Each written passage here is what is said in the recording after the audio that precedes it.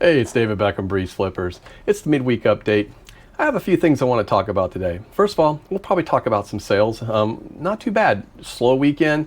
Monday picked up, Tuesday's done okay, and Wednesday I'm not complaining. So the sales have kind of picked up a little bit. We'll talk a little bit about the summer slowdown. I think maybe we're in it. I've heard other people talking as well, but we can talk about a few things that might combat that. I also want to talk about the new promotion policy that's going to be taking place on eBay in the countries United Kingdom, Australia, Spain, France, and maybe how it might affect us, and talk a little bit about our promotional strategy. I also have a book I want to review, a new Pockets Picker's Guide to Hot Wheels. I wanted to show you that. And I thought one other thing that I want to talk about today is maybe just a cautionary thing on some of the ChatGPT stuff I have been giving out, and just something that came up that I thought would be good information to tell you guys. So let's get into it.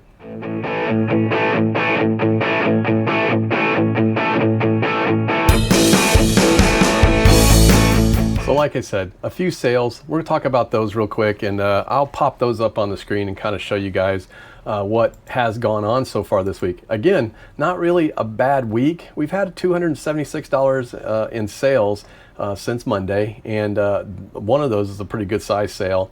So I was happy that kind of happened, but it was really funny the way it's been happening. It's just been like bing, bing, bing. It's almost like they turn the faucet on and then turn it off. These three sales came within minutes apart, 7:29, 7:36, and 7:38 on Monday. So I don't know what that was about. Different buyers. The first thing that went out though is Superman Adventures, a comic book, number 58, DC Comics 2001. It's an Alex Ross cover. This is a very low print run. I marked it as a very fine plus, near mint. I mean, it's in really good shape, but I don't like to ever say anything's near mint, because unless it says that on a graded comic, I just don't feel confident in saying that it is, because you never know. But ended up getting $13.67 for that. It did get free shipping. It's not like a very expensive book, but it is kind of a cool cover. Next thing that is sold is something I actually purchased on I purchased it on Dibbed It, I believe, on one of the auctions. It's the Mighty Morphin Power Rangers Hot Shot Power Cycles Red Ranger. It was new, old stock. This thing's kind of cool. It's a little gun that shoots a Red Ranger motorcycle, basically. I got $16.99 for that, and it went out free shipping, and it didn't cost hardly anything to ship, less than $6, because I think it went somewhere in Florida. The next thing that sold, which again, very odd that it just kind of goes bing, bing, bing, but this is a graded comic. It was actually a signed graded comic. Dark Knights Metal, number 2, CGC 9.8, Jim Lee variant, was signed by Glapion, Snyder, and Capullo. So some really, good big signatures on there, but very cool cover. It's been sitting up on you probably have seen it behind me for the longest time. It used to be now where the Deadpool is up there. But yeah, it's been up there. I mean, it was a cool cover, so it was nice to display. So I literally have had it for over a year, and it was a fun way to display it, and now somebody else gets to enjoy it.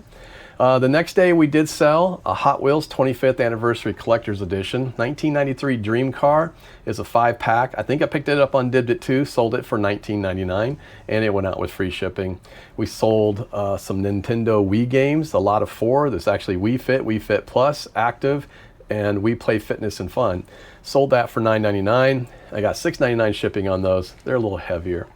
If you find these in the wild, sometimes these discs do really good, music discs. This was the House of Pain Fine Malt Lyrics 50-cent Tone Loc CD lot, and there was 3 of them in there. They're all good shape. Got $34.99 for those, and they went out free shipping as well. The last of the hats. So this today just sold the United States Army veteran hat. This is the last one. Now, I'm glad I looked at this, because I had 3 left, I thought, and it only really had 1 out there left. So unless I've got 2 hidden somewhere, I had to change the number, but now I'm officially out of these hats. So it sold for $11.19, $4.99 shipping.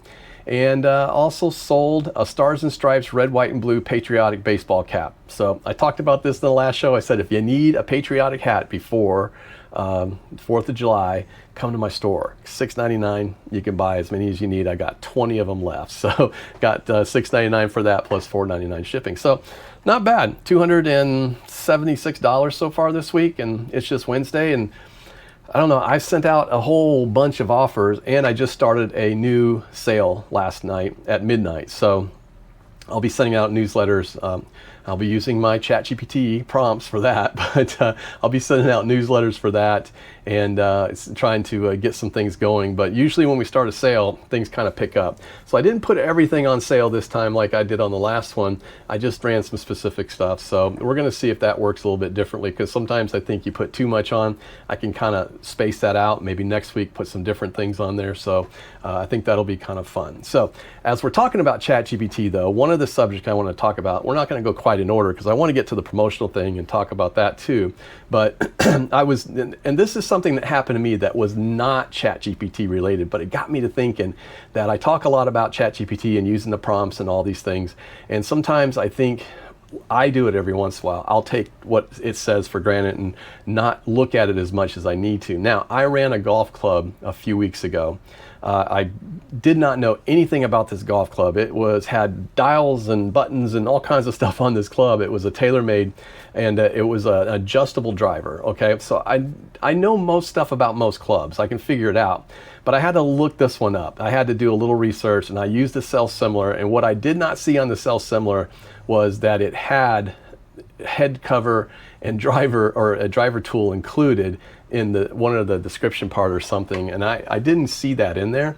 And I don't know if I grabbed that or did that in ChatGPT, but I'm very specific in my prompts to say do not include anything that is not in the title. But I don't know what I did. So this is my cautionary tale. It's great to use, super tool. Use it. It's fantastic, right? It saves you a lot of time. I've done 115 listings that I've had scheduled now that I have done over the past 2 weeks. So I've photographed and gotten a bunch of them done. I mean, a bunch of them done. I still have 71 drafts to work on, but I think I'm over, well, today I am over almost at 100 scheduled listings. 103 scheduled listings. So, so I'm good for the next, 2-3 weeks. But that's where I'm trying to stay ahead, right? So if it wasn't for ChatGPT, I probably wouldn't have as many of those done.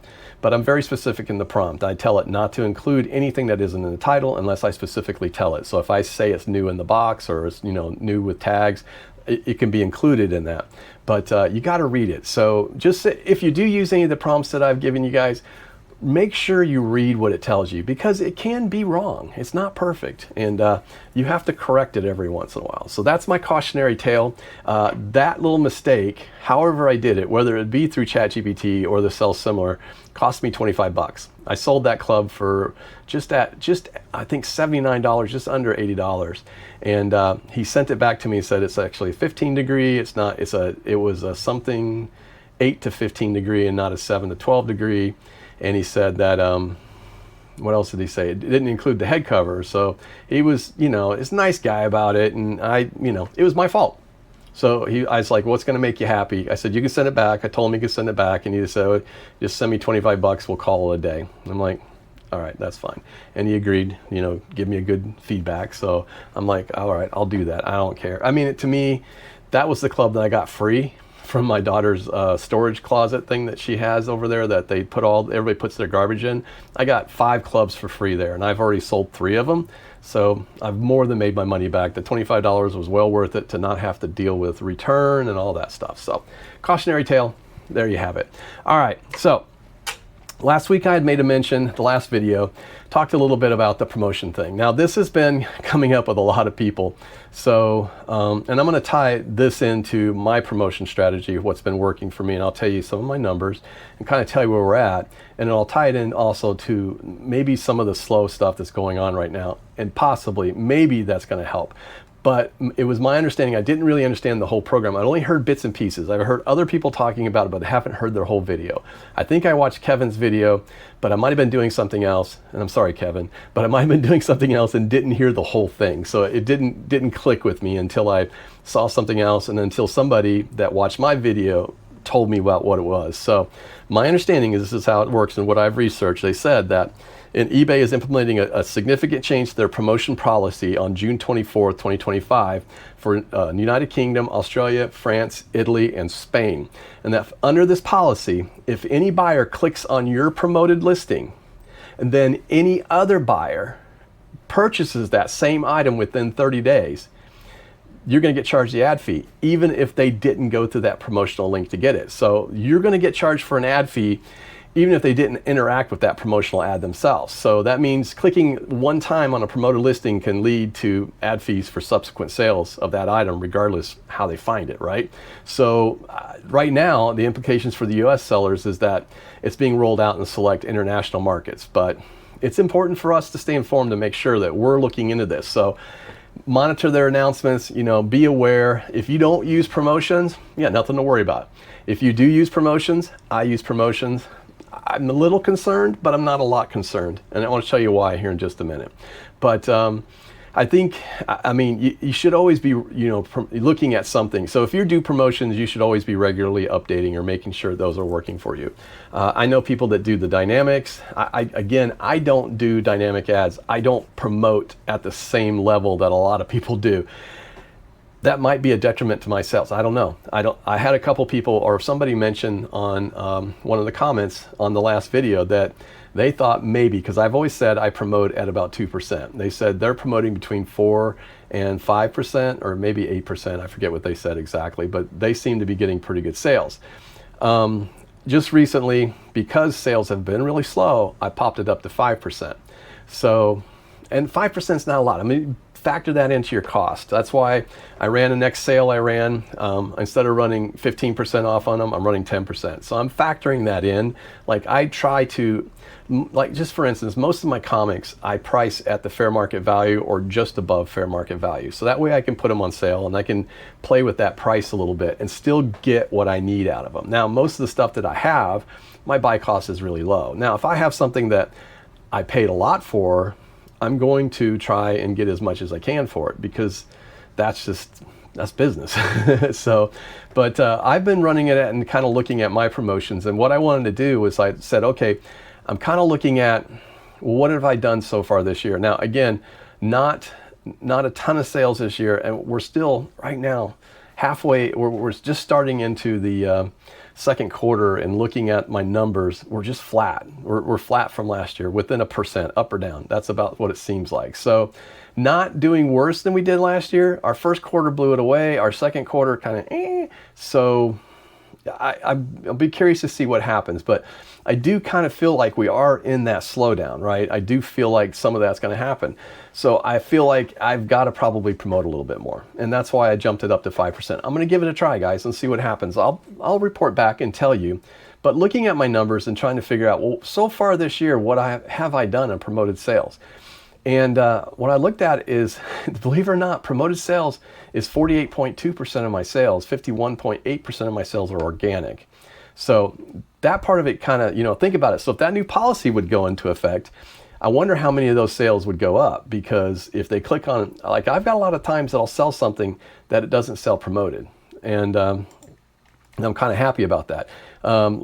Just for instance, this week, the comic that I sold, the big one, the 9.8 CGC, sold via promoted listing. The other two items, the other comic and the Mighty Morphin's Power Ranger thing, did not sell promoted listings.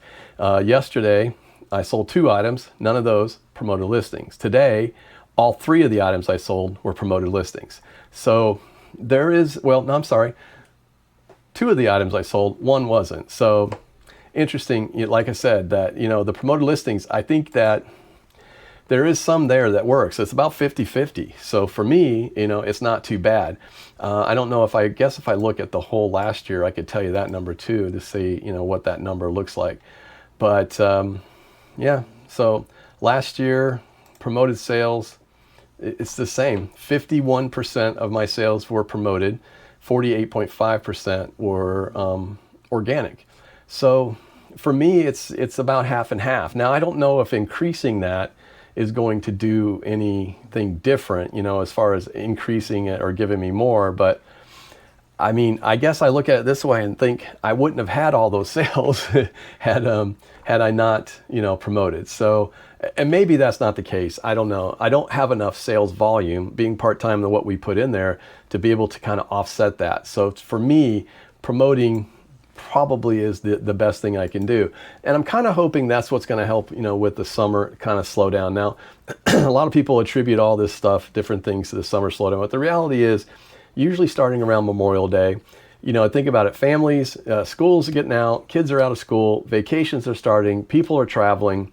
I've typically seen a slower month in June, and if I go back 3 years, I've seen pretty slow months in June, and it picks up again in July, starts to pick up good in August again, but that slowdown period in June has always been real. June traditionally has been actually a kind of a rough month. So I looked at last year. Let's see, yeah, last year we're actually ahead of where we were last year for this month, but not by much, 8%. So, again, I think it's just that time of the year. I think with all the families on vacation and everything that's going on, you've got this holiday, then you got July 4th. So a lot of little holidays, a lot of little vacation time. So I just think this is kind of an up and down time right now for sales. So, don't give up. So maybe this is a good time. Like I said, I'm going to bump up my promotions. I'm going to see if I can get a few more eyeballs on there, because I started looking at, and I also told you guys that I was going to kind of break it down and see what my highest performing category was for this year. And so far, the highest performing category this year is, believe it or not, it's collectibles for me. It's collectibles. So comics and graphic novels, I've done 35.6% of my entire business, almost $4,000 has been collectibles, and almost $800 in video games. So the other stuff, clothes, toys, and after that, sporting goods, which sold a lot of golf clubs this year, books, music, and then more toys and hobbies, movies. So it just kind of goes down the list there. But, it is, I guess I've kind of niched down a little bit in that way. So, but if I go back and look at last year, the highest category I had was video games. So, and that was only 12.13% of my entire business, but that was enough to get me. I got a thing from eBay that said I was in the top 4% of video game sellers. So I have no idea how that was, but I sold a lot of video games last year. And the next category was collectibles. So you sell what you like, but so far those are still selling pretty good. So it may change a little bit of the way I focus on what I'm selling on, but like just recently I've listed, most of the stuff that I've listed has been over $20 a minimum. And I'm working on getting a lot of different things listed. We had found a whole bunch of new with tags, pillow pet plush that have got pretty good sell-through rates, different things. I've picked up a bunch more games that I'm going to list. Now we've been selling a bunch on Dibdit too, and that's probably why, if I seem tired, I had the most low energy auction I've ever had last night. I could not get myself going. Friday night, we had a very high energy auction. It was fantastic. Had so much fun. Was just flying through stuff. We sold a lot of DVDs, a lot of Blu-ray, a lot of games. And then Monday night, we had another great night. Sold a ton of video games.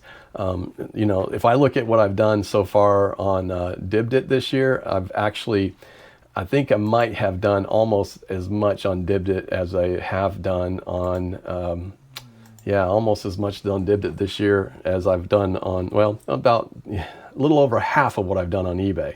So those are good numbers, really good numbers. So I'm thinking about, I think we've done a little over 5K so far on Dibdit. So very happy with that. But it's a great way to move inventory, but it's a hard way to move, because I'll tell you, I'm running out of inventory. So I got to find things all the time. So if you only source once a week, it's really hard. So now I'm making that really tough decision. Like, do I sell it on eBay? Do I sell it on Dibdit? Where do I want to sell it? So we've got a bunch of clothes that we're going to be selling on Dibdit, because we don't want to mess with clothes on eBay. It's just not my thing, not her thing. We just don't want to do it. So we're going to be doing that here this week too. I think we're going to set up a clothes auction. So, but yeah, that's kind of what's going on. I wanted to talk a little bit about the promotions. I wanted to talk a little bit about, I'm going to make a list here. I actually said the things I want to talk about. I want to talk about promotions and summer slowdown, some of the sales. And then I also said about ChatGPT. I talked about the cautionary tale. But now last, not least, I want to talk about a book I just got. Now, and I have talked about it 100 times. I've said, I'm not selling any more Hot Wheels. I'm not selling individual Hot Wheels. Those $3 and $4 cars were killing me. But I got this book, and I thought I'm going to share it with you guys. It is called the Picker's Pocket Guide to Hot Wheels. Now, what's cool about this book is I started reading it, and it's just how to pick Hot Wheels like a pro. Now, we all know, or if you know, you know, the red lines, those are the production cars that were done, I think, in, oh heavens, were they the 60s, 70s? They were the first ones that came out, but they were the red line cars. So they had the red lines around their wheels. Now I'm still learning, guys. I'm still learning cars, right? What I loved about this book though is, first of all, it gives you a little history, gives you a nice little history about the red line era, which, you know, was from 1968 to 1977. So 1968, 1977, that's a long period of time to find cars, and you can probably find a lot of cars. Now, are they all worth a lot of money? No. I mean, you can look in here and see that there's some that are not worth much, but you can find a custom Cougar. That's an $800 car. Now, it has to be in pretty good shape to be an $800 car, but wow. Custom Corvette, you know, $350. So I just kind of like, what I like about this book is that it gives you pictures. I don't have to read a lot. I can read, but I can look at a picture and go, I can remember that picture, right?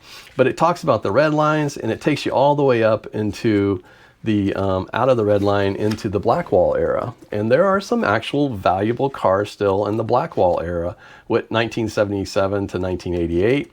And then in 1990 to 1999, the cars aren't as expensive, but there are a few that are actually pretty good. So I was very happy to kind of find this book. I've been, you know, picking through these picker's guides and trying to find different ones. I went over the Star Wars ones, what I thought was really cool, and then of course the comics one, which I highly recommend. And a few of you guys went out and bought it, and thank you for that. I'm going to put the link for this one too. This one was harder to find. I had to do a little searching, but it is available on Amazon, and it's, you know, it's not as cheap as some of the other ones that you can find, but man, this is a great book to carry with you and to kind of look, because it's hard to remember all these things. Like, I would never have thought that a Captain America van right here worth $60. I mean, and of course they got to be in good shape, right? But how cool is this? I can go through it. I've just been thumbing through it and looking at the pictures and trying to memorize some of them, thinking, okay, I can remember this, or I can remember that. I mean, it's easy enough to see a car with a red line around the wheel, but to be able to kind of go through it and kind of check and see what that value might be, it's really kind of cool. So anyway, highly recommend it if you're into collecting Hot Wheels, or you want to learn about collecting Hot Wheels. This is the way I learn, guys. I go through this book, and I'm going to read through it and kind of look through the pictures, and this is probably going to be in my car when I go sourcing, because I'm going to go, man, did I remember that? And now I think about it, I know there was a guy that I went to a garage sale a while back, and he had a bunch of Hot Wheels, and I bought new, they were new in the package.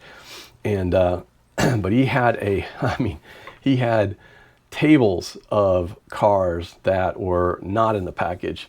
And he said, he goes, I have some red lines in there, and he goes, I'll make you a good deal on all of them. I'm like, I just didn't do it because I don't know enough about them.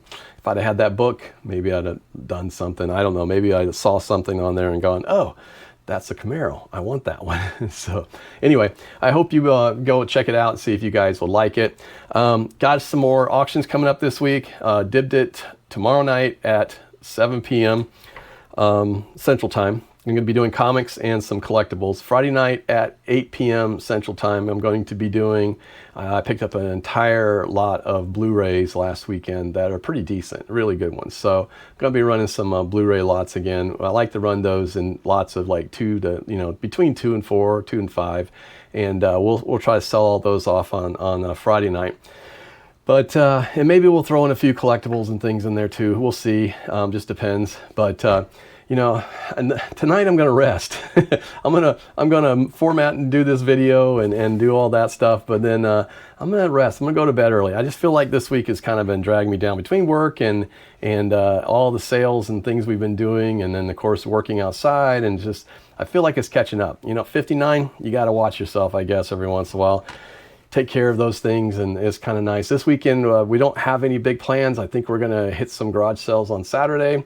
And then I don't have any like projects I have to do around the house, which is great. And we're going to celebrate our neighbor's daughter's graduation over at their house on Saturday, or Sunday. So we'll do a little swimming and some steaks and stuff. So that's going to be fun. I'm going to look forward to that. But I need a relaxing weekend. I haven't had one in a while. So I have a feeling the next weekends after that are going to start to get busy and crazy, because I got to figure out at some point where we're moving my youngest daughter and all the stuff that's going on with her. And we got my grandson's birthday coming up in July. So it's just a lot of stuff coming up. It's going to be a busy summer, but a good one. So I hope you guys can figure out what's going on with your business and do some great things.